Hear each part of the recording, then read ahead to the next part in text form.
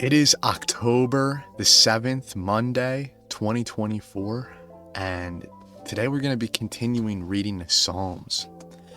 I don't really have anything to talk about this morning, other than I tried to film this with Emilio, but Emilio just did not want to be in this barn. He was like freaking out, just like yowling. So I had to, reshoot this again. But it's all right, who cares? As long as we're getting the word of God out here, as long as we're spreading virtue. I let him outside. He's doing just fine though, guys. Anyways, so today we're reading Psalm 3, so let's just read it, right? Lord, how are they increased that trouble me? Many are they that rise up against me. Many there be which say of my soul, there is no help for him in God, Selah. But you, O Lord, are a shield for me, my glory, and a lifter up of mine head. I cried unto the Lord with my voice, and he heard me out of his holy hill, Selah. I laid me down and slept. I awaked, for the Lord sustained me. I will not be afraid of 10,000s of people that have set themselves against me round about. Arise, O Lord, and save me, O my God. For you have smitten all mine enemies upon the cheekbone. You have broken the teeth of the ungodly. Salvation belongs unto the Lord, and your blessing is upon your people. Selah. So, I can really relate to this psalm. So my Bible says this is a psalm of David when he fled from Absalom, his son. And of course, David's getting persecuted by his own family. And we as Christians, we get persecuted by our own families, and we suffer persecution for the testimony that God has given us, And I think that's really what this psalm is about. It's about suffering persecution for the testimony of the Lord. I've had many people rise up against me for my testimony. I've lost so many friends. I've, closely almost, gotten arrested one time so far, but it could happen again. Who knows? I've had people slandering me with all kinds of wicked slander. People have threatened my life. And so, when you are preaching the gospel of Christ, people are going to rise up against you. And God, we have to trust in God to rescue us. It says in the Gospel of Luke, I think it's in chapter 6, but I could be wrong. I don't remember the chapters and verses when I memorize verses. Like, I'll remember the words. I won't remember the verse, though. But it said somewhere in Luke, he that saves his life will lose it, but he that loses his life for my sake will find it. Many people, when they suffer persecution, they feel like maybe the right move is just to give up. But what that means when it says he that saves his life will lose it, but he that loses his life for my sake will find it. What it means is that if we, in the face of death, give up the testimony God's given us, the gospel of salvation, that all can go to heaven by simply believing in Jesus. If we give that up, God will curse us. We may think that we're making a smart move, that, we're going to survive this persecution, but then God just takes you out, whoosh, takes you out, But if we, in the face of death, stay strong and stay dedicated to the testimony which God has given us, then God, many times, saves our lives. And so far I've seen this happen to me. Pretty much every person who's tried to persecute me for preaching the gospel of Christ has been taken out by God so far. And praise be to the Lord. Something that I did notice, though, in this psalm is verse 7. It says, Arise, O Lord, and save me, For you have smitten all mine enemies upon the cheekbone. You have broken the teeth of the ungodly. And that's a prayer that I think many Christians today would be ashamed to pray. To pray that God breaks the teeth of their enemies. They would say, oh, that's sinful. You're not loving your neighbor as yourself. Listen, there is no sinfulness about praying for the downfall of your own personal enemies. And there is certainly no sinfulness in praying for the downfall of God's enemies. So if people are persecuting you specifically for preaching the gospel, there's nothing wrong with praying for their downfall, praying for them to be harmed.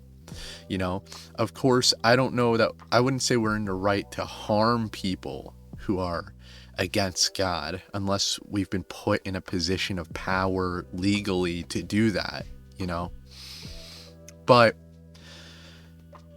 there's nothing wrong with even praying for the downfall of your personal enemies. When Jesus says to love your enemies, bless them that curse you, that's not necessarily a moral commandment.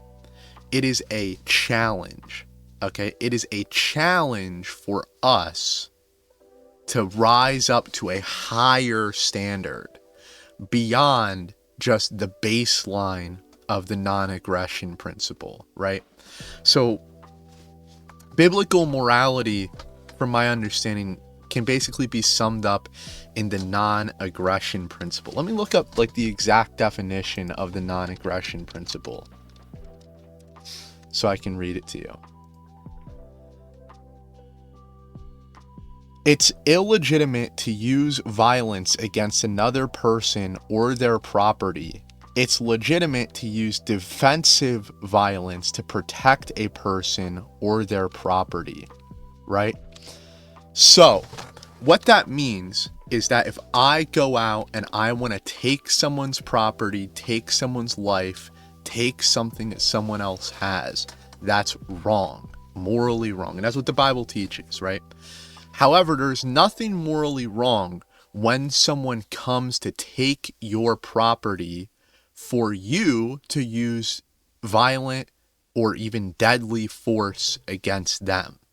And there is also nothing wrong if I defend someone else who is being threatened with their property being taken away or their life being taken away, right? That's the non-aggression principle, and that is basically a summary of biblical morality. Or to put it in other words, love your neighbor as yourself, right? That's what all sin is defined by.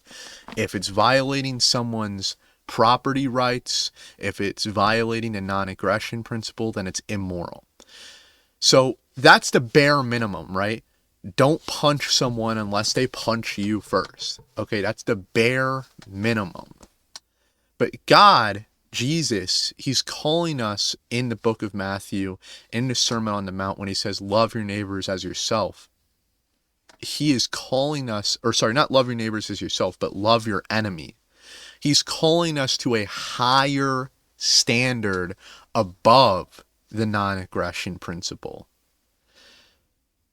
To be merciful.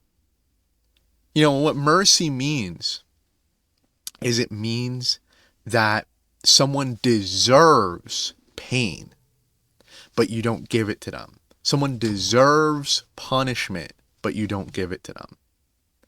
And so when someone violates the non-aggression principle and they attack your property when you've done nothing to wrong them, then you are in total moral right to fight back. So mercy would be turning the other cheek.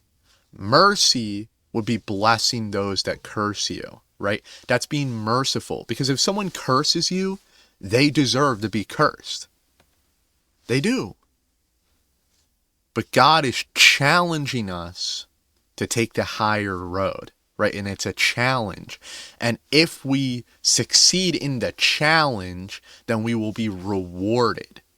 But there's nothing wrong with praying for the downfall of your enemies. And the Bible commands us actually in the New Testament to pray for the downfall of false prophets who are speaking against the word of God, speaking against the gospel of free grace, of grace through faith, salvation, speaking against once saved, always saved. We are supposed to pray against these people and pray for their downfall. Pray that they be cut off from the world. So the Bible tells us. Now, of course, we have to always make the distinction between the deceived and the deceiver. We're supposed to show mercy to the deceived, but we are never allowed to show mercy to the deceiver. The one who is deceiving others, no mercy, no kindness. There's no exception where it is fine to pray for good things to happen to them, or to say God bless you to them, Godspeed.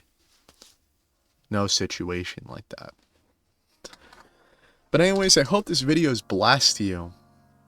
I feel like I'm a little bit less clearly spoken today, but it's something that we're working on. Hopefully, by kind of doing this daily, I'll get a little more practice at presenting my inner thoughts, presenting my ideas, because I'm a quiet person, believe it or not. I think a lot of people get the impression of me that I'm like this loud, obnoxious, like hit, yeah, okay, I don't want to say what I was going to say, but like this like demagogue, type of guy, and I'm really not that way, okay? I'm like a quiet person. I'm a very quiet person. I don't talk very often.